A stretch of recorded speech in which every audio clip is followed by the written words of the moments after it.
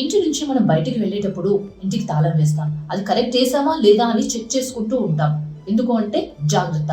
అలాగే పాస్వర్డ్స్ కూడా అంతే జాగ్రత్తగా ఉండాలంటున్నారు సైబర్ క్రైమ్ నిపుణులు. ఎందుకంటే చాలా మంది వాళ్ళ పాస్వర్డ్ వీక్ గా ఉంటుంది కాబట్టి అది డేటా చౌర్యం అవుతుందని చెప్పేసి వాళ్ళు హెచ్చరిస్తున్నారు. నాట్ పాస్ అనే ఒక సర్వేలో 49% మంది వీక్ పాస్వర్డ్ పెట్టుకోవడం వల్ల వాళ్ళ డేటా చౌర్యమైందని ప్రూవ్ కూడా చేశారు.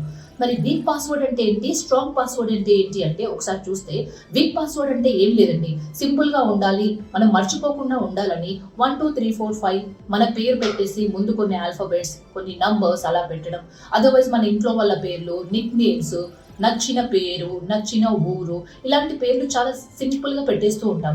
అలా సింపుల్ గా పెడితే కుదరదు అంటున్నారు సైబర్ క్రైమ్ నిపుణులు.